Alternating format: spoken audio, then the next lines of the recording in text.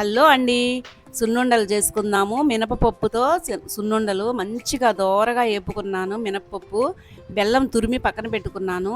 తురిమిన బెల్లాన్ని పక్కన పెట్టేసుకొని, సున్నుండలకి చక్కగా ఏపిని మిక్సీలో ఏసాను. మిక్సీలో ఏసి కొంచెం బరగ్గా పట్టుకోవాలి.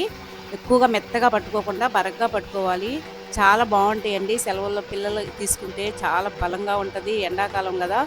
బెల్లం చాలా సలవ గూడా పంచదార లేకుండా చేస్తున్నాం కాబట్టి చాలా బావుంటది. ఇలాచీ గూడా యేసుకుంటే మంచిగా మంచి స్మెల్ వస్తది. అలా కొంచెం బరగ్గా పట్టుకొని ఇలా పక్కన ఏసుకోవాలి. ఇలా కొంచెం బరగ్గా, మరీ మెత్తగా లేకోకుండా, మరీ బరగ్గా లేకోకుండా పట్టుకొని పక్కన పెట్టేసుకోవాలి. మిగతాయి గూడా గిన్నెలో యేసుకుందాం. మిగతాయి గూడా గిన్నెలో యేసుకొని అలాగే మిక్సీ పట్టుకోవాలి. మిక్సీ పట్టుకొని 4 ఇలాచీ దానిలోనే యేసి పట్టుకున్నామనుకోండి, చాలా బావుంటది. కలిసిపోయిద్ది. ఇలా సెకండ్ టైము బెల్లం కొంచెం వేసేసి దానిలో మిక్సీ పట్టామనుకోండి, ఉండ చుట్టుకోవటానికి చాలా బావుంటది. ఎందుకంటే మనం తురిమిన బెల్లమే గదా! తొందరగా నలిగిపోతది మిక్సీలో. అలా పట్టుకొని దానిలో ఏసేసుకోవాలి. తర్వాత ఇంకొకసారి గూడా కొంచెం బెల్లం వేసుకొని, ఇప్పుడు మినుములకి కప్పు బెల్లం వేసుకున్నానండి. కొంచెం ఎక్కువే పట్టింది. ఎందుకంటే నేను నెయ్యేయట్లేదు కాబట్టి బెల్లం కొంచెం ఎక్కువే పట్టిద్ది. నెయ్యేసుకుంటే కొంచెం తక్కువ పట్టిద్ది. ఉండ చుట్టుకోవటానికి కొంచెం బెల్లం ఎక్కువే పట్టిద్ది.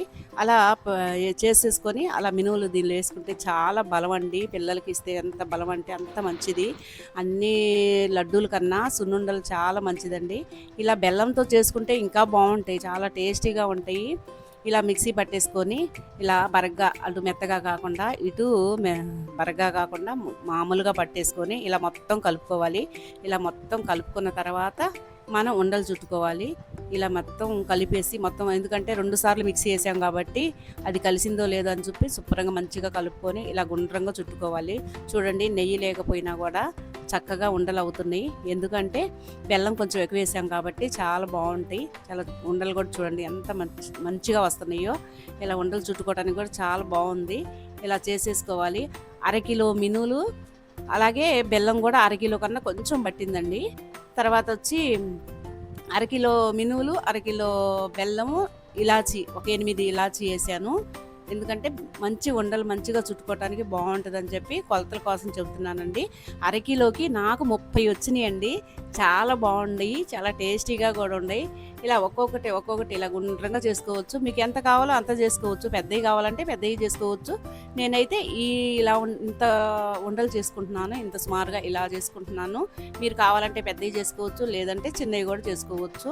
ఇలా టేస్టీగా బాగుంటాయి. ఒకసారి చేసి ట్రై చేయండి. చూడండి, మొత్తం అన్నీ 30 ఉండలు అయినాయండి. అరకిలోకి నేను కొలత పెట్టి చేశానండి. ఎన్ని అవుతాయి చూద్దాము అని చెప్పి.